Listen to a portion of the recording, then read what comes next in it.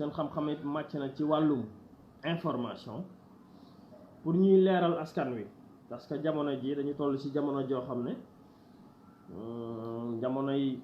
communication la jamonoy réseaux sociaux la montage yi bari na invention yi bari na li nga xam ne je ne sais pas ndax volume bi lay wax on dirait que dañu wax ne volume bi ñëw mi ngi ñëw wala volume bi ñëw na c'est bon ñu ngi may dégg Félix m'a dit volume là il m'a parlé de volume wala Félix da ngay roube da ngay roube Félix ok donc voilà kon gars yi ñu ngi may dégg bu baax Icom 24 plateforme la boo xamante ne bi ay doomu Sénégal ñoo ci nekk pour di jéem a fexe ba information yi ñuy joxe fii ci Sénégal léegi moo xam journaliste yi moo xam ku mu mënti doon ñu jéem leen apporter ay éclaircissement ci wax yooyu pour nit ñi mën a dem ak seen xel mën a comprendre parce que souvent ni ñu doon tromper nit ñi bu njëkk mooy da nga doon gis benn journaliste rek waaw da nga doon gis benn journaliste rek ci télévision bi mu def la mythe léegi journaliste boobu def la mythe su yàggee nga koy gis télé bi bu yàggee bu waxee sax da ngay dem ba bu waxee nga jàpp ne dëgg la même bu dee day kàcc da ngay jàpp ne yow dëgg la waaw maa ngi ziar ñëpp Mariama Cissé ambassadeur bëgg naa la from Paris waaw from Kër Ndiaye Lo borom Paris waaw Cheikh Faye maa ngi lay bëggee bu baax Babacar Seck Bamba Sène Asmalik Ousmane Dieye mon frère waaye maa ngi lay bëggee bu baax Babs bëgg naa la Barham yow tamit maa ngi leen di ziar bu baax Asmalik Diaw ñëpp ñu ngi leen di bëggee donc waaw Félix dama yaakaaroon da ngay ruube quoi parce que yow des fois nga ruube mais taw feexa donc voilà Icom 24 yéen a ngi koy gis fan yi yëpp incha allah ci loolu la war a yëngatu incha allah fexe ba canaliser les informations jox nit ñi la bonne information jox nit ñi ay analyse politique yu leer yu wér ba nga xamante ne bi yow miy déglu di nga xam ndax kiy wax ak yow day wax waxu parparloo wala day wax waxu dëgg wala day wax ngir intérêt Sénégal wala day wax ngir intérêt boppam parce que la plupart journalistes yi ngeen di gis ci télévision yi na ngeen xam ne dañ leen di fay comme dañ leen di fay nag ki nga xam ne moo leen di fay wala ki nga xam ne moom lañ linkal rek kooku rek la ñuy wax ay mbiram wala kooku la ñuy wax jëme ci kon parce que ñu yéene incha allah Aïssatou Bari waaw bëgg naa la Amadou Traoré bëgg naa la yëf bu baax fas nañu yéene incha allah lépp lu ñu fiy wax rek mu doon wax yoo xam ne wax yu wér lay doon plateforme Icom 24 képp ku ci dugg aussi nga aimé ko parce que en fait aimé bi ngeen koy def ak di ci abonné mooy mën a tax su information amee même boo fi nekkul après Facebook daf la koy signalé moo tax ñuy wax ngeen aimé ko nekkul ne dañuy wax nit ñi ngeen aimé plateforme bi pour parce que ñun dañ siy gagné dara gagné wuñ si dara en fait par exemple Aïssatou Bari wala Mam Is wala Asmalik wala kenn bu ko aimé wala mu abonné ci plateforme bi day tax information bi même bu la rëccee fekk nga dem nga liggéeyi soo ñëwaatee boo ñëwee di nga fekk yow mu signalé la ko ne la nangam xewoon na mais su fekkee abonné woo ci yow mën na la rëcc information yooyu moo tax partagé yi ngeen di def ak aimé yi ngeen di def ak di abonné ci page bi moo ñuy dimbale pour ñun aussi ñu am le maximum d'audience pour que suñuy message di jàll loolu rek lañ ci jubluwuñ ci xaalis jubluwuñ ci wut ci dërëm li ñu jublu rek ci nit ñi ak di leen ko ñaan pour ñu aimer mbir mi ak di ko jàllale ak di ko partager mooy ngir li ñuy wax le maximum de gens mën ko gis loolu kese la du leneen amul luñ ci soxla amul luñ ci lijjanti wutuñ ci benn dërëm 100 francs wutuñu ko ci kenn du kenn nit ku mas a taxaw ne la Assane Sylla lu muy def mos naa ko cee wari téeméer amul ku ko wax rek waxoo dëgg je suis là Assane Sylla lu muy def benn acteur politique wala benn doomu aadama bu ne ci diaspora bi bu la mën a wax ne la Assane Sylla ndax lu muy def mas naa ko cee wari téeméer ça n'existe pas su amee na ko wax man maa ngi nii sama baat ci kaw donc lu ñuy def yàlla lañ ciy seet d'abord sunu borom sunu aqulaayu taala lañ ciy seet sunu gëm-gëm tamit lañ ciy seet parce que nit ku ne am nga gëm-gëm am nga loo gëm waaw donc li ñu ci soxla rek mooy loolu li ñu ci soxla rek mooy nga aimé nga partagé nga abonné ngir li ñuy wax yow nga di ko jot moo tax ñu leen koy ñaan pour ngeen di ñu ko partager pour le maximum de sénégalais ñu leen di informer tey nag suñuy waxtaan am na ñett bala ñeenti poñ yu ñu bëgg a wax rek résumé balaa jumaa ji ndax jumaa ji léegi mu jot moo tax ñu bëggoon ko ubbee occasion la woon tey ñu wax leen yéen ñëpp ñaan leen ngeen abonné as maa ngi lay bëggee bu baax mon frère Mamadou Diarra bëgg naa la Ibrahima waaw Ibrahima ñu ngi leen di bëggee bu baax waaw ñu ngi leen di ñaan rek vraiment yéen ñëpp ngeen aimé ko abonné ci incha allah ngir li ñuy def rek mu mën a leer ñu ngi bëgg a wax nag ci benn phénomène bu bees fan yëpp gis ngeen benn opération benn compagnie téléphonie bu ñuy wax Free bu bees Tigo changé nañ ko léegi doon na Free n'est-ce pas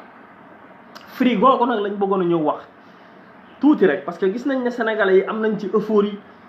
ñu ngi tëb di dal Free del moom am na ay package yoo xamante ne bi dafa yomb package bu 6000 francs bi de package bu nangam bi ne Free yomb na d'accord Free yomb na ñëw na bëgg a dugg ci marché bi changé na slogan Tigo la woon léegi Free la tudd mais Free moomu ak ki ko moom laa bëgg ngeen bàyyi ko xel d'abord c'est un français kon na ngeen xam ne jërul ngeen di combattre Orange pour jël Free ndax ñoom ñaar ñëpp ay doomu France lañu il faut ngeen xam loolu Free Xavier Niel ak waa Orange ay doomi France lañu ñoo yem kon jërul ñuy jubilé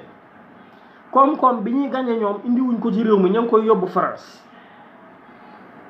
je pensais que Kabirou Mbodj bi nga xam ne mooy doomu Sénégal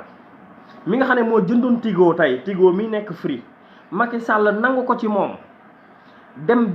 jox ko Xavier Niel mii di ab français loolu moo jaroon a manifester loolu moo jaroon a naqarlu mais du jubilé ndax Free ñëw na ndax Free jox na ma bagage ndax Free yomb na léegi Free connexion bi yomb na ci man connexion bi yomb na ci yow mais bénéfice bi nga xam ne moom la ci Xavier Niel di jële France la koy yóbbu indiwu ko Sénégal moo tax ma bëgg doomu Sénégal yi ñuy bàyyi xel ci di jàppale sa doomu réew waaw nañu jàppale doomu réew Isaaxa mon frère bëgg naa la bu baax maa ngi lay gis waaw taw feex rek waaw ñoo bokk liggéey bi macha allah Jas maa ngi nuyu Jas sama sœur waa Tunisie ñu ngi leen di bëggee Abdou Cissé bëgg naa leen bu baax a baax bugguma benn sénégalais ñuy def euphorie ci Free entreprise boobu ñuy wax Free di doonoon Tigo wala Orange parce que ñoom ñaar ñëpp ay doomu France lañu kon jërul kenn di tëb di dal di yuuxu naan dafa yomb ak Free de léegi Free de parce que tur bi rek lañ changé mais Tigo bu njëkk ba la mais Tigo boobu laa leen bëgg a wax ne Kabirou Mbodj doomu Sénégal moo nabi woon borom wari Kabirou Mbodj bi moom wari moo nabi woon ba jënd Tigo Macky Sall fexe ba foqar ñi ko ci moom jox ko français boobu ñuy wax Xavier Niel kon na ngeen xam ne seen xaalis boo leen ko joxee Free tamit yaakaar na yomb na it na ngeen xam ne bénéfice ba cay jóge France la jëm ñoom ñaar ñëpp français lañ Orange français la Free français la kon nag na ngeen ko xam suñu xaalis dong la ñuy kasaree suñu xaalis rek la ñuy fooye kon buñ ci jox kenn Free ba nga yaakaar ne yow léegi Free mii nangam sangam non nada Free moomu doomu Sénégal lañ foqati lu mu yoroon Kabirou Mbodj jox ko Xavier Niel te Xavier Niel ku ci nekk xam na yéen ñi nekk bitim réew xam ngeen ne free shop yooyu sex shop yooyu nekk bitim réew ponkal la ci milliards yi mu am yépp ci xaalisu pornographie ak xaalisu sex shop ci la ko jële milliards am yooyu ci xaalisu pornographie ak sex shop ñëw jënd Tigo changé ko tudde ko Free yéen ñi nekk bitim réew gis ngeen boutique sex shop yi ak te boutique pornographie yi Free lañ ciy bind Xavier Niel moomu moo ko moom Xavier Niel moomu kon jërul kenn jàpp ne boo ko joxee sa xaalis Sénégal ngay dimbale woo Sénégal waa France ngay dimbale. loolu laa bëggoon a tàmbalee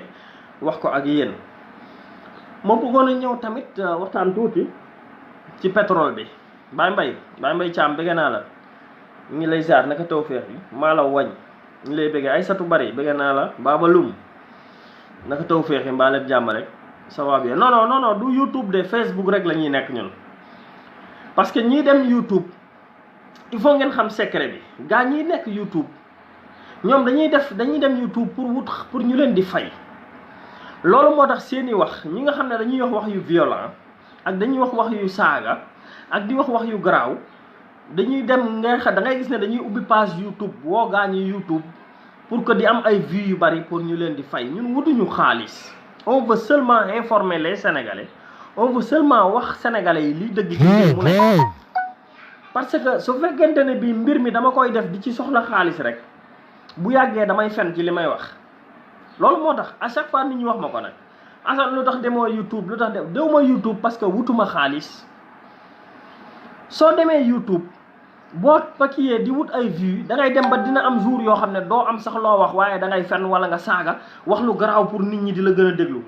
booy yi ngeen di gis yépp ñu ne ci internet bi ak liveurs yi activistes yu bees yu xew yi ngeen gis yépp ñu ne ci internet bi di saaga di wax lu ñaaw léeg-léeg nga dégg benn booy wax dara xalif général wala benn booy wax dara bu leen may vraiment temps bu leen may buzz. li ñu bëgg rek mooy di wax yu garaaw nit ñi di leen suivre ñu yóbbu seeni page YouTube pour wut xaalis ak yooyu te loolu amul sens. voilà loolu moo tax ñun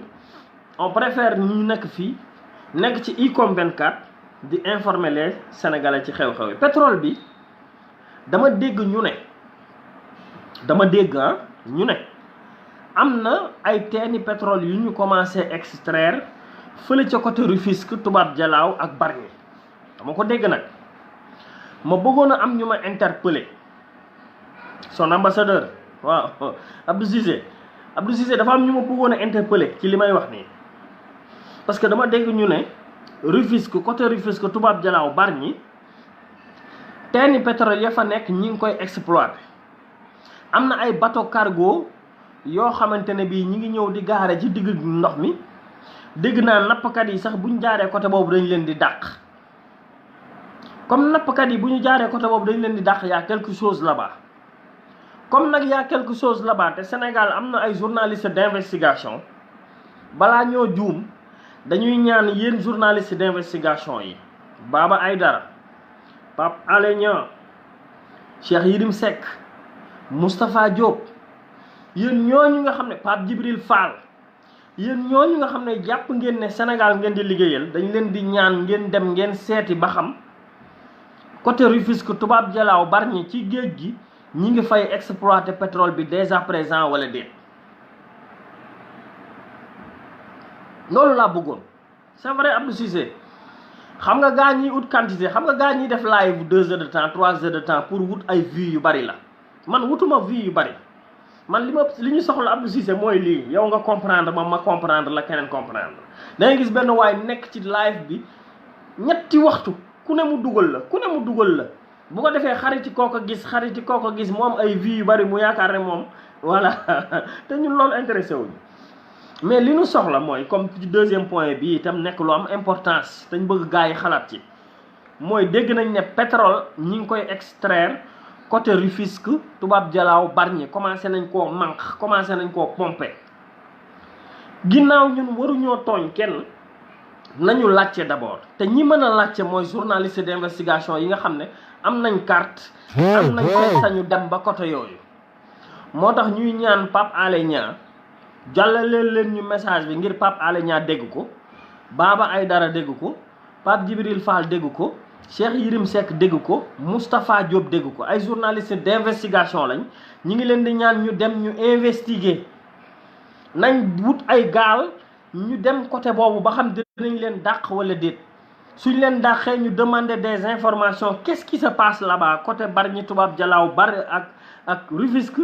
ndax dégg naa même gaal yi nga xam ne dañuy napp jën bu ñu demee ba jege côté boobu dañ leen di dàq ndax bateau yu mag yi ña nga fa di manque pétrole bi di ko yóbbu waaw loolu laa bëggoon a wax journaliste d'investigation yi pour ñu jàppale ñu ci waaw. Baye Mbaye jaajëf waay ñu ngi lay ziar bu baax parce que mënuñu nangu ñu ne ñuy nelawal Sénégalais yi mu mel ni exploité wuñ pétrole bi ndekete commencé nañoo exploité pétrole bi ci zone boobu. su fekkente ne bi information yooyu c'est avéré jar na Sénégalais yi jóg kon nag ñu ngi koy répéter encore une fois di ko ñaan journaliste d'investigation yooyu ñu dem côté Rufisque Bargny Toubab Dialaw ñuy vérifier ndax am na ay bateau cargo yu ñëw foofu di puiser pétrole bi jamono yi ñu toll di ko yóbbu. loolu lu jara seet la lu jara bàyyi xel la. troisième point bi moo bëgg a ñëw parce que dama koy résumer te jumaa ji dafay waaj a jot mooy Macky Sall ak Ablaye Wade. gis ngeen ne fan yi jubóo nañu wax ji sax mi ngi bëgg a bari ku nekk yaa ngi wax. gis ngeen fan yi bërki démb Doudou Wade dem na 7TV biñ ko laajee wax na liñ daan wax Macky Sall ak yépp sax changé nañ ko léegi commencé di raayal di defar seeni wax. loolu yëpp nag war naa tax sénégalais yi def jàngat biñ ci war a def mooy am na lu Ablaye Wade di tramé ak Macky Sall. Ablaye Wade li muy tramé ak Macky Sall du lenn lu dul doomam ji nga xamante ne bi bëgg na mu dellu si fii parce que dégg ngeen Doudou Wade nee na ñoom bëgg nañ révision du procès. dégg ngeen ndaw si ne ko ndax bu ñu defee amnistie mu ne ñun amnistie ñun ñoo koy def nangam sangam. kon ça veut dire que ni ñoom ñu ngi ci logique gu Karim Wade dellu si. gis naa tey sax PDS teg na ay conditions daal di wax ne pour ñoom ñu dem ci dialogue bi il faut ñu dàq Aly Ngouille Ndiaye il faut lii. kon ça veut dire que ni PDS léegi mi ngi bëgg a dugg si ci dialogue bi. dialogue bi ñu doon bañ dialogue bi ñu doon xasee Idrissa Seck. dialogue bi Ablaye Wade doon wax naan du toog du fa dem ñi ngi bëgg a dem léegi. deal bi nga xamante ne bi nag Ablaye Wade mi ngi koy jéem a teg ak Macky Sall il faut ñu wax ko mu leer. il faut nit ñi nangu ne deal la. il faut nit ñi nangu ne ce n'est pas parce que keroog daje nañu Masaalikul Jinaan foofa la mbir mi leere déedéet mbir mi leer na bu yàgg.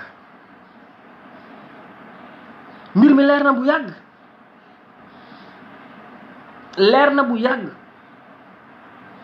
deal boobu ñuy def nag ci kanamu sénégalais yi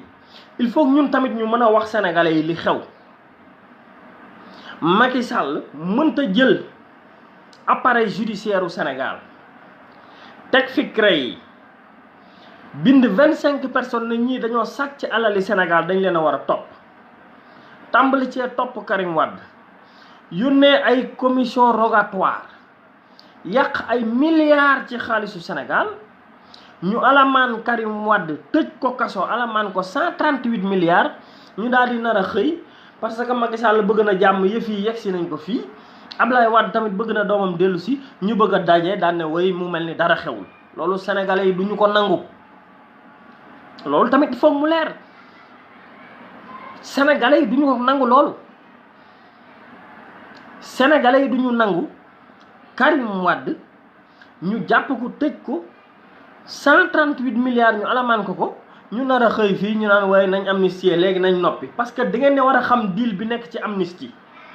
kenn warta nangu amnistie fii ci Sénégal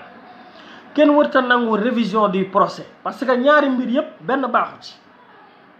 xam ngeen lu tax ñaari mbir yi benn baaxu ci révision du procès Karim Wade mooy ñu niilal liñ defoon lépp. dégg ngeen wax ji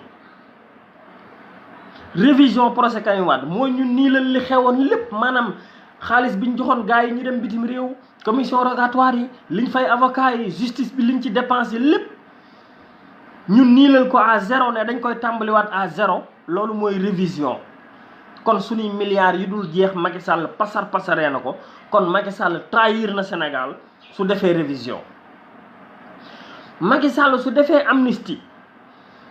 diilu amnistie mooy gën a garaaw. xam ngeen amnistie ni ñu koy defee dañ naan par exemple ñi sàccoon alali Sénégal diggante 2012 ba 2019 baal nañ leen loolu mooy amnistie. est-ce que yéen a may dégg diggante amnistie buñ koy def ab diggante la ñuy amnistier par exemple dañ naan diggante 2012 ba 2019 baal nañ ñi ci sàccoon alali Sénégal yépp waa léegi loolu xalaat ngeen ko kon Aliou Sall sax a ngi ci biir deal bi kon Mame Mbaye Niang Prodac mi ngi ci biir deal bi kon Siré Dia mi ngi ci biir deal bi kon Cheikh Kanté mi ngi ci biir deal bi kon l'actuel ministre de l'enseignement Anne mi ngi ci biir deal bi est-ce que dégg ngeen wax ji kenn warul nangu amnistie bés bu ñu ko nangoo ci lañ war a jaarale daal di weexalaale ñi ñu waroon a jàpp ñépp ci wàllum sàcc alali Sénégal ñu jégalaale leen ndax amnistie yoon moo wax ne buñ koy def duñ ko def ci turu nit est-ce que dégg ngeen wax ji la loi moo wax ne amnistie buñ koy def du pour ay nit la ñuy amnistier ab période la ñuy amnistier dañ naan képp koo xam ne diggante 2012 ba 2019 defoon nga tojaange ci alali Sénégal baal nañ la waaw mais Aliou Sall def na tojaange ci diggante bi Mame Mbaye Niang Prodac def na tojaange ci diggante bi Siré Dia def na tojaange ci diggante bi Mamour Diallo def na tojaange ci diggante bi ñeneen ak ñeneen sàcc nañ ay milliards yi Sénégal wala ñu jiiñ leen ko mais suñu defee amnistie ñooñu ñëpp dañ leen di baalaale est-ce que xam ngeen loolu kon bu leen nangu deal bi ñoom ñaar ñëpp ñoo ci am intérêt Ablaye Wade am na ci intérêt ndax bëgg nañu baal doomam 138 milliards yi Sénégal mais Macky Sall tamit am na ci intérêt ndax dinañ baalaale rakkam baalaale ñi nga xam ne ñoo àndoon ak moom te jiiñ leen ñu sàcc alali Sénégal kon bu leen nangu amnistie yéen waa Sénégal bu leen ko nangu message bi war naa jàll Sénégalais yépp xam ko mu leer ci Sénégalais yépp que ni deal bii nga xam ne moom lañ bëgg a teg c'est pour jéem a effacer seeni bor ñoom ñi sàcc alali Sénégal loolu nag ñëpp dañ ko war a xam message bi ñëpp ko war a xamee noonu buñ nax Sénégalais yi ñun ci dëkk bi lañ dëkk fan njànge lañ jànge bi ñu demee waree dem bitim réew dem nañ bitim réew dem nañ ci continent yi xam nañ seen mbir yépp xam nañ ko waaw jeex na non gis nga xam nga amnistie bi Ablaye Wade defoon ci deewu maître Babacar Seye moom lañ bëgg a comparer ak lii amnistie ci rey nit ak amnistie sàcc alali Sénégal du ñu benn amnistie ci rey nit loi Ezzan ñoom Clédor ak ñoom Pape Ibrahima Diakhaté lañ bëggoon a camoufler seeni mbir fan yii sax dégg ngeen Pape Ibrahima Diakhaté li mu ci wax na ci tollé boo xam ne dañ koo camoufler kenn feeñalagu ko mi ngi ñu teg di xaar amnistie bi ñu defoon ñoom Clédor ak Pape Ibrahima Diakhaté génn na wax na tojaange goo xam ne bu ngeen ko vérifier ci YouTube bi di ngeen dar seen gémmiñ mais loolu dañ koo denc maa ngi ko denc di xaar tuuti ci kanam amnistie boobu nag bokkul ak amnistie bii nga xam ne moom lañ bëgg a deal entre Macky Sall ak Ablaye Wade di deal boo xam ne dañ cee bëgg a profité effacer li seeni nit sàcc ci alalu Sénégal te loolu ñun duñ ko nangu. loolu moo tax Birahim Seck bi mu koy wax am ñu koy attaqué xam ngeen Birahim Seck lu leer la wax bu Forum Civil nee na kenn du sàcc alali Sénégal ñu lay blanchir parce que loolu blanchiment la te ñi ngi jox mauvais exemple xale yi jeunes yi di leen wax ne léegi kon kum neex nga sàcc alalu Sénégal après boo amee ay lijjanti rek dañ lay baal loolu la moo tax bu kenn nangu amnistie gouvernement bi du nangu révision procès bi parce que loolu defetam la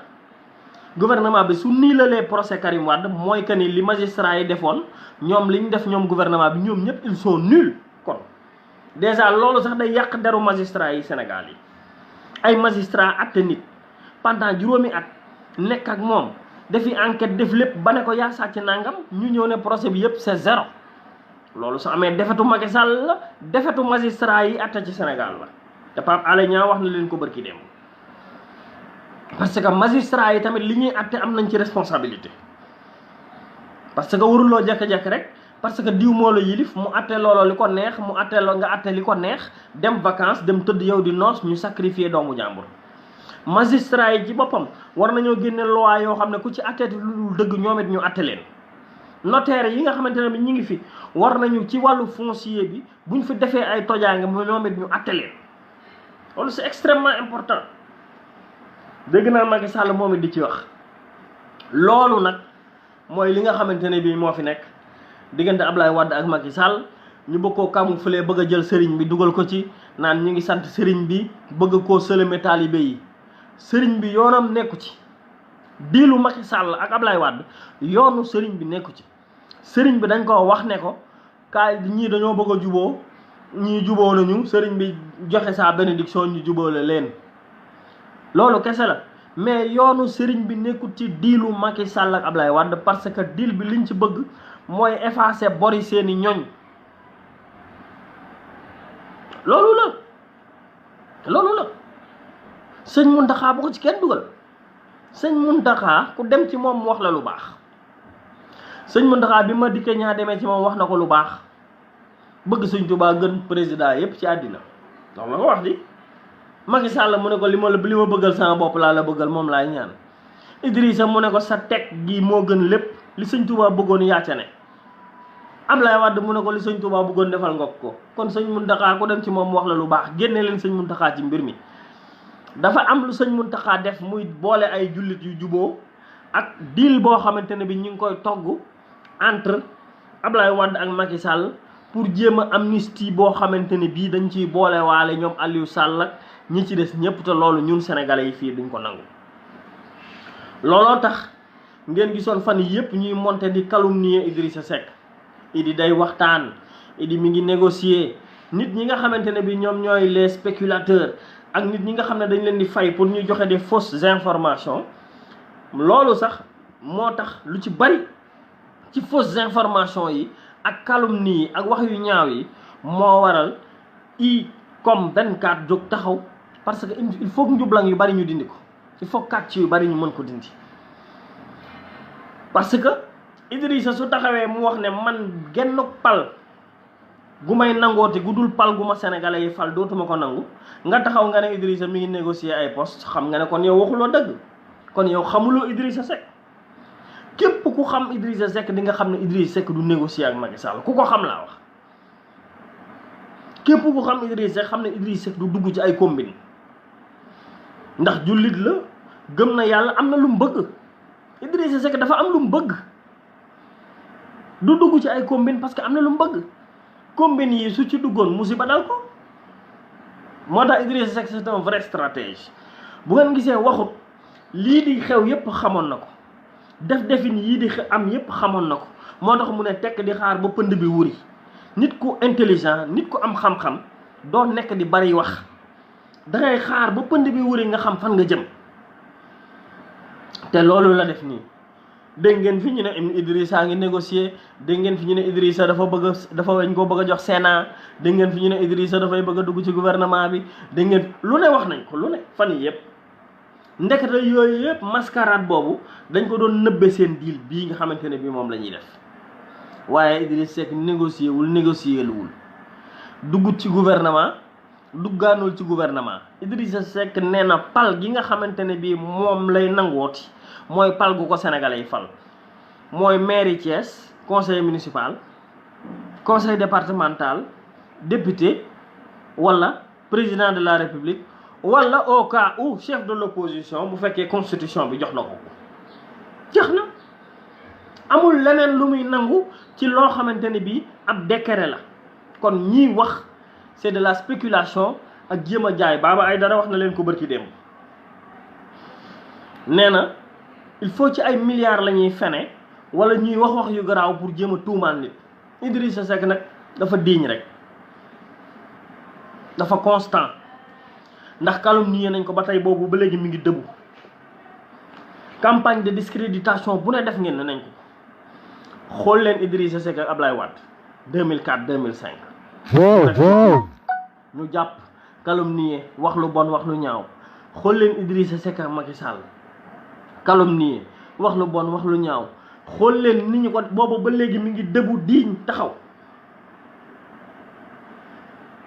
boobu ba léegi mi ngi dëbu diiñ taxaw nit ku constant la man su ngeen gisee may wax analyse bi may def ci ñi fi nekk laa wax ci ñi fi ne ci politiciens yi nekk en activité ñi nga xam ñoo fi nekk te nekk en activité ñoom jamono jii may wax ak yéen Idrissa Seck laa fi gis ci koo xamante ne bi wax fa dëgg yàlla amul dara loo xamante ne bii rek mën nañ ko jàppe wala mën nañ ko toppe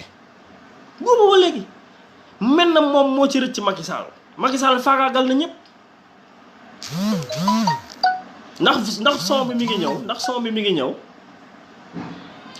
ñëw je pense que son bi mi ngi ñëw Idrissa Seck laa leen bëgg a wax moom donc moo ci rëcc Macky Sall faagaagal na ñëpp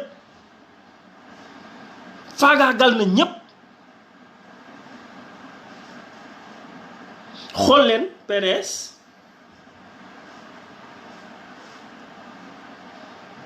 xool leen waa PDS yéen PDS Macky Sall tas na ko tasar Macky Sall tas na parti socialiste tasar Macky Sall tas na AFP tasar le seul résistant à Macky Sall mooy Idrissa Seck keneen résisté wu ko lu Macky Sall di xarañ lu Macky Sall di mën politique yor lenge yi kenn dong moo ko sonal kenn rek moo ko xañ jàmm mooy Idrissa Seck kese. xool leen ñëpp rek tas na PDS ñoom Omar Sarr ñoom Samuel Sarr ñoom Innocence Ntap Ndiaye ñoom Awa Ndiaye ñëpp daggate Karim Wade dàq ko génne ko réew mi tëj ko dàq Ablaye Wade toroxal Ablaye Wade ba tekketul dara toroxal le parti socialiste jële leen fi jàpp Khalifa Sall jële ko ci mairie de Dakar dàq ko fa dàq ko ci député gi génne ko nii fi ñu toll ni gracier ko teg dara ci ndoddam mais Macky Sall lu muy doon stratège li muy doon un fin politicien kenn rek moo ko jaaxal fii ci Sénégal mooy Idrissa Seck seetlu leen li ma leen wax dëgg la wala du dëgg seetlu leen li ma leen wax rek du affaire partisan du affaire farandoo du affaire dara mais seetlu leen li ma leen wax ci ñi fi ne ci politiciens yi en activité ñëpp Macky Sall faagaagal na leen kenn rek moo ci resté debout kenn rek moo ci resté digne kenn rek moo ci constant mooy Idrissa Seck kese moo ci resté debout moo ci digne moo ci constant mooy koo xam ne ba léegi lam doon wax lay wax lam doon def lay def kenn mënu koo téye ci dara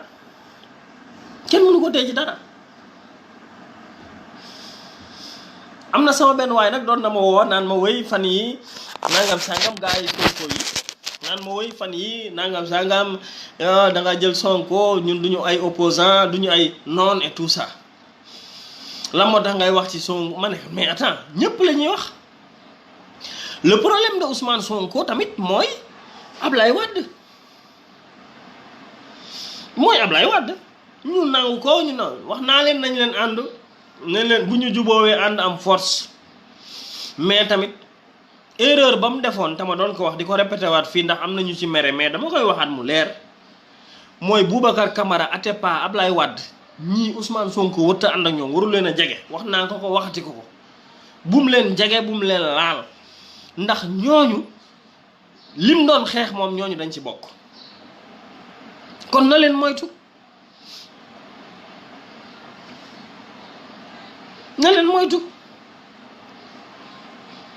Boubacar Camara wax naa ko ne moo nekkoon secrétaire général man dama yaakaar ne xanaa waa ji gëstuwul bi muy laaj bi muy ànd ak gaa yooyu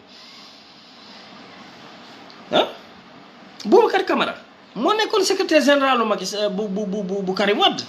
Atepa ku ne xam na ko Ablaye Wade ñooñu wër ko nax ko yóbbu ko ci Ablaye Wade bu mu ko nangooti Ousmane Sonko avenir u Sénégal la bu mu nangu di dem di ànd ak ay ñooñu mbojo jooju ñu koy yóbbu ci Ablaye Wade di ko nax nii di ko utiliser nañ ko ba pare sànni ko ne fi mu toll ni xamatul fu muy taxaw fi mu toll nii loolu moo tax mënut a wax mënu cee wax Ousmane Sonko mënul wax ci problème Ablaye Wade bii ak jubóo bi ak kii mënu ci wax parce que Ablaye Wade daf ko utiliser foofu te loolu waru ko woon nangu ñi ngi koy ñaan mu dellu siwaat ñëw ànd ci rang yi nga xamante ne bi fii la mbir mi ne na ñëw ànd ak grand frère am Idrissa Seck na ñëw ànd ak grand frère am Idrissa Seck ñu ànd ak seen grand frère Khalifa Sall ñoom ñett kenn ku ne xam nga yaay kan ku ne xam nañ sa fiche technique xam nañ ku ne kan mooy kan moo man lan bu ñu àndee ñu jàkkaarloo gaa yi di waaj a teg deal Sénégal bu ñu àndee ñu jàkkaarloo ak gaa yi di waaj a teg deal Sénégal ngir def seen amnistie effacer bor yi loolu lañ bëgg. Ablaye Wade ak Macky Sall deal bi ñu bëgg a teg mooy amnistier seen ak njaboot ñi sàcc alali Sénégal ñëpp ñu teg amnistie baal leen kon damay wax Ousmane ñëwal nga ànd ak ñi nga xamante ne bi ñoo taxaw di défendre le Sénégal nga yéen a bokk lu ngeen di défendre ngeen taxaw jàkkaarloog ñii bëgg a nax Sénégal. Idrissa Seck mooy le véritable combattant du système nañ ko nangu gis nga li ñuy xamal lëg xamala waaye lu gàtt nga nangul ko mën a dawam waaw lëg gàtt na mais lu mu gàtt tamit nangul ko mën a dawam wala nangul ko gudd noppam. Idrissa Seck moom dong moo fi mas a xeex système bi moo waral xam ngeen ne mu nekk ci lii mu nekk 15 ans yi 15 dernières années yi ci lan la Idrissa Seck rek opposition nañ leen waxante dëgg rek du parloo de mais nañ leen waxante dëgg gis nga Sénégal buñ ko bëggee defar buñ def affaire parloo mais dëgg gi nañ ko wax le véritable combattant du système Idrissa Seck su ko neexoon Barham Aliou Cissé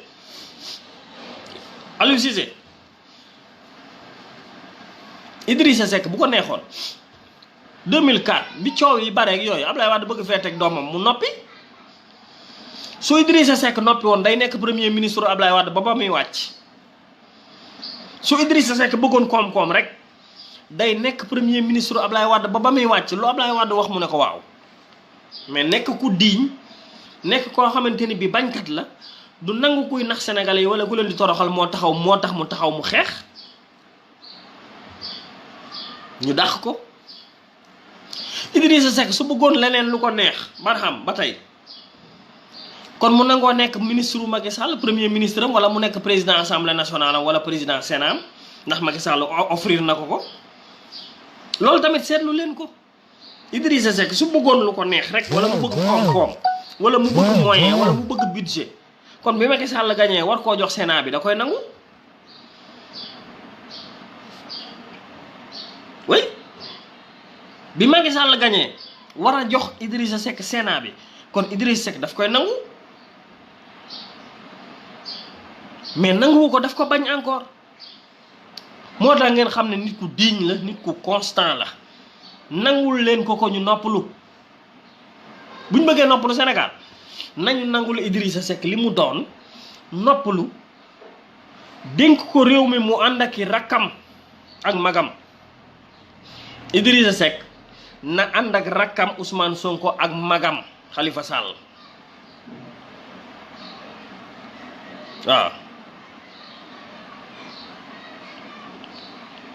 waaw loolu rek la loolu dong la na ànd ak rakkam Ousmane Sonko ak magam Khalifa Sall Ousmane Sonko na jàng ci magam Idrissa Seck mbir mi dañuy wàññi suñu ego suñu rëy ñëw naa fël def naa benn score rek yaakaar naa ne fi mu toll nii maanaam lu waay fi yëngu rek ma dóor déedéet du noonu gis nga boo ñëwee def score bu baax da ngay ñëw nga taxaw nga ànd ak sa mag mu jàngal la politique wan la rouage yi man su ma doon Ousmane Sonko damay jouer intelligence mooy damay ñëw ànd ak grand bi damay ñëw ànd ak Idrissa wàcce sama bopp ànd ak Idrissa mu wan ma état pendant 5 ans 10 ans Ousmane Sonko il a l'avenir devant lui mais boo nekkee ak ñu la wër ñu yàkkamti dañ lay pousser buñ la pousser nga dem ba sës nag mbëkk miir bi te digalu ma ko loolu Sénégal il faut nga xam rouage yi dëkk bi ni muy doxee il faut nga xam réew mi ni muy doxee duwul ne rek parce que am nga fugg benn groupe bu jeunesse ñi ngi lay yóoxu yow la yow la ba kenn laal la nangam sangam doxal ngay tërëri rek dem ba ne tell ci miir bi moo indi nii bërki dem boo njaay Ablaye Wade nax ko. kon maa ngi koy wax mon frère Ousmane demal nga ànd ak sa grand frère Idrissa Seck nga jàng ci moom état ñu fal la sax ministre wala nga doon premier ministre nga gérer état xam rouage yi génn dem bitim réew dajeeg yeneen président yi yeneen premier ministre yi xam accord bilatéraux yi xam négociation yi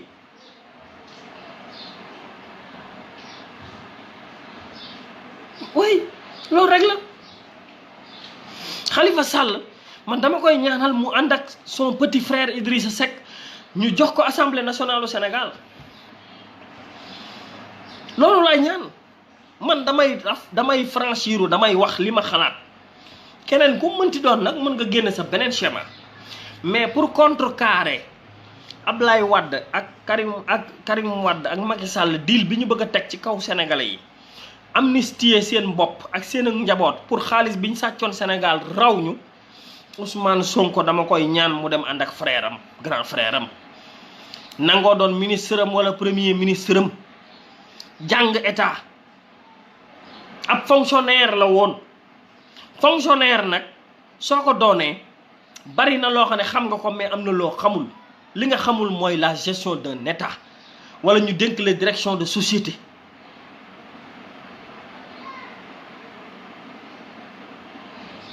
mais noonu la war a demee ego maanaam dañ koy wàcce man xam naa nit ñi ku ne xam naa la xam na kii ku ne xam nañ kanay kan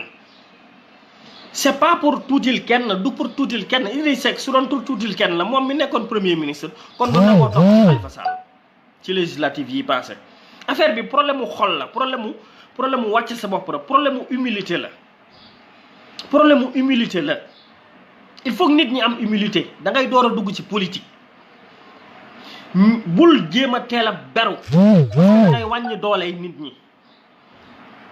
Ousmane Sonko na ñëw ànd ak grand frère am doon premier ministre am wala ministre des finances am jàng état man loolu lay proposé mais yaa xayti ku ne mën nga proposé leneen mais yéen waa Sénégal ci seen bopp xam ngeen ne nguur gu Idrissa Seck nekk président bi Ousmane Sonko nekk premier ministre wala mu nekk ministre des finances nguur googu dana dox ndax am nañ ci ñoom yaakaar ci seen njub am nañ ci ñoom yaakaar ci une nouvelle forme am nañ ci ñoom yaakaar ci ñu changer système bi Khalifa Sall am nañ ci moom yaakaar pour mu yor une assemblée nationale digne de son nom teg mbir yi ci yoon contrôler l'action du gouvernement oui lii la man damay dugg ci piscine bi Sénégal am nañ équation boo xam ne mën nañ koo doxal pour régler problème bii am nañ équation boo xam ne mën nañ ko doxal pour barrer la route amnistie bii ñuy togg assemblée nationale te bu ñoree mooy Ablaye Wade ak Macky Sall ñi leen wër ñëpp dañ leen a bëgg a baal xaalis biñ sàcc Sénégal loolu na ngeen ko xam loolu lañ bëgg loolu nag pour mu mañ a bañ a am mooy Ousmane Sonko ak Khalifa Sall dañuy ñëw ànd ak Idrissa Seck ñoom ñett ñu ànd bu ñu àndee kenn ku ne xam nga kan mooy kan Khalifa Sall 63 ans la am fileeg 2024 68 ans lay am kon kooku war naa mën a nekk digne président assemblée nationale Khalifa Sall mage na Idrissa Seck ñetti at loolu tamit il faut ngeen di ko xam des fois nit ñi dima ko laaj yow Khalifa Sall ndekete moom ak Idrissa Seck Khalifa Sall ndekete moom ak Idrissa Seck mais moom ak Idrissa Seck grand frère am la qu'est-ce qu'il y a de si extraordinaire dans ça chaque jour ba biig moo si mujj ñi ngi ma koy laaj naan ma ndax Khalifa Sall moom ak Idrissa Seck may leen moo ko magee 3 ans kon nag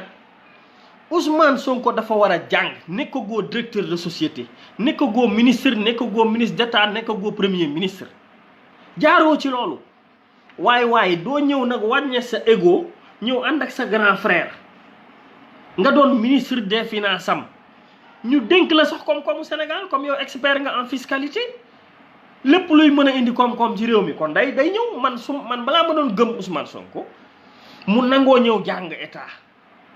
doon ministre des finances tey lii Amadou Ba doon Ousmane Sonko doon ko. ñi sàcc alali Sénégal kon Ousmane Sonko dina leen mës a jàpp. ñi nga xamante ne bi ñooy évasion fiscale bi dana ko mën a kii dana mën a génn ay programme yoo xam ne dana mën a dugal koom-koom ci réew mi. bu jàngee loolu nag ba wane ay preuve am ñu door a jël réew mi dénk ko fekk am na expérience ba pare mais mënoo xëy ñëw jékk-jékk baddi lépp tañ raw la nga ne yow non mënta nekk. moo tax ñi koy jaay boo laa bëgg ñu revenir à la raison revenir leen à la raison yéen waa Sonko yi digal leen ko mu ñëw ànd ak grand frère am dox dem jiite réew mi dénk ko premier ministre wala ministre des finances ñu jox Khalifa Sall assemblée nationale du Sénégal ñu doxal Sénégal Cheikh Sarr yow yëgoo xamoo woon loolu mais Khalifa magee Idi ñetti at à chaque fois nit ñi dañ koy wax mais duñ ñu dégg wax nañ ko ba tàyyi nit ñi Idrissa tur wi moo yegg foo xam ne at yi yeggu fa. Idi c'est le passé mooy ñi nga xam ne mooy booy yooyu gaañ ñi Idi c'est le passé Idi mag la def ko mag fekk du mag Khalifa Sall sax moo mag Idrissa Seck kon mun leen a nax sénégalais yi loolu ñi koy wax mooy ñiy lëre xelu nit ñi ak jéem a nax nit ñi mais li ma leen expliqué mooy formule bi su fekkee bëgg nañ Sénégal dem yéen waa diaspora bi seen mbokku diaspora laa seen mbokku moodu laa li na ci réew mi xam naa ko li fiy dox xam naa ko candidat yi ma leen wax nii formule bi mooy li ma leen jox nii ñoom ñett ñëpp nañ booloo ànd contrecarré ñi nga xam ne dañoo bëgg a teg deal Sénégal loolu mooy mbir mi nit nag doo ko am mu am diine am xam-xam jàng am expérience xeex système bi pendant 15 ans mën a yor réew mi parce que Sénégal dafa jëm ci ay problèmes yu garaaw il faut nga am président bu xarañ Sénégal problème mu pétrole bi ak gaz bi or bi ak ressources naturelles yi soo amul président bu dëgër bu waa bitim réew respecté président bu xam li muy def dañ ñuy naxatiñu ndax Macky Sall caxatee nañu ba pare il faut ñu am président bu am fit mooy mën a tax mu mën a ñëw redressé waat mbir yi te Idrissa tubaab yi ñemewuñu ko Idrissa dong ma wax leen Idrissa dong moo fi masa rapatrier ay français est-ce que xam ngeen loolu yéen ñi xooxu fit mennum Idrissa Seck moo fi masa jël vol def ci ay français expulsé leen yéen ñi nekk bitim réew ñu leen di expulsé leen indi Sénégal mennum Idrissa Seck moo fi masa expulsé ay français kon xam ngeen ne kooku am na fit xam ngeen ne kooku am na fulla président day am fit am fulla il faut ngeen xam ko Idrissa Seck maintenant moom moo fi mas a jël avion def ci ay français expulsé leen France keneen mësu koo ñemee def loolu la kon nag lii daal moo amoon taxoon moom laa ñëwoon tey pour waxtaane ko ak yéen dañ doon présenté waale plateforme Icom 24 bëggoon a waxtaane waale ak yéen ci loolu fàttali leen deal bi wax leen tamit formule bi nga xam ne jàpp nañ ne mooy formule bi mën a génne Sénégal ci lii formule boobu nag yéen waa diaspora bi ak ñi wër Sonko nañ ko digal wàññi leen seen ego bu ma leen gisee ngeen ne ci télé bi di wax dañuy mel ni ñoom non wàcce leen seen bopp ngeen dem ànd ak seen grand ngeen jàng état bu ngeen jàngee état pendant 5 ans 10 ans bu ngeen laajee réew mi ñu mën a d'accord man de bu ngeen jàngee état pendant 5 ans 10 ans bu ngeen laajee réew mi fu mu mënti fekk ma jàppale leen waaw lii rekk la lii kese la jamono ji nu toll Idrissa Seck moo mën a jubbanti Sénégal te loolu du waxu par loolu du waxu par lenn yéen ñi sénégalais yi ci boppam koo ci laaj danaan non mbir neexut ba neexut Idi rek yaakaar naa ne moo mën a yor réew mi quoi neexut ba neexut Idi rek moo mën a yor mais nañ ko appliquer neexut ba neexut Idi moo war a yor réew mi nañ ko appliquer bii paa ngir Sénégal dem yoonam ngir yàlla ngir Sénégal mën a dem leer na ñëpp que ni Sénégal gii Idrissa dong moo ko mën a jubbanti leer na ñëpp ñu ko wax ak ñu ko waxul ku ko noppee ku ko noppiwul da ngaa parparloo nag naan waaye affaire beegee nii naa bëgg lu bees ak yu demee noonu mais Sénégal gépp xam ngeen ne Idrissa Seck mii dong moo mën a jubbanti Sénégal moo fi am fit wi moo fi am xam-xam bi moo fi am expérience bi maturité gi moo fi am relation yi et tout ça li tax ma ne leen ñi ci des nan jàng amuñu relation sax ak France déjà politique bi nga xamante ne bii moom la ñenn ñi di wax fii Ousmane Sonko par exemple mais politique boobu àndut sax ak France te France dafa am ay intérêt ci réew mi kon na ñëw jàng ci grand frère am Khalifa Sall ñu jox ko assemblée nationale du Sénégal ñoom ñu jubbantil ñu Sénégal lii la lii rekk la bon ñoom nag ku àndut ak ñoom dañ lay saaga gis naa sax ñuy jéem a saaga Birahim Seck ak waa jooju ñu nekk forum du justiciable mais man compté wu ma loolu li ma xam ak xalaat ko moom laay wax si wax na Khalifa Sall si Sami Ndiaye nee naa la Khalifa Sall c'est un digne président d'Assemblée nationale loolu laa wax mais ay fan parce que Sonko laa faral boo waxut ci waxu Sonko rek dama lay saaga ah voilà non les boo faralul gi dama lay saaga voilà kum neex nga wax loolu ñi ànd ak man ak ñi àndul ak man ak man seetuma loolu duma fi nekk tamit di wax loo xamante ni bi amul benn njariñ li may wax daal mooy solution bu leer la buñ ko defee ñu xam ne def nañ lu ñu war a def waaw jeex na Idrissa Seck bien sûr Idrissa Seck moo wutu sa Khalifa Sall ministère du commerce Idrissa Seck relation ma Khalifa Sall dafa yàgg moo tax nit ñi mënuñu leen boole nit ñi mënuñu leen jaxase déggoo nañ ci lu bari Idrissa Seck jamonoy Abdou Diouf bi ñu defee gouvernement élargi moom moo wutu Khalifa Sall ci ministère du commerce Khalifa Sall moo nekkoon ministre du commerce jamono jooju kon seen relation dafa yàgg de gaa ñi xamut nag ñoo xamut ñi xamut ñoo xamut mais Idrissa Seck ak Khalifa Sall dañoo yàgg Idrissa Seck moo wutu Khalifa Sall ci ministère du commerce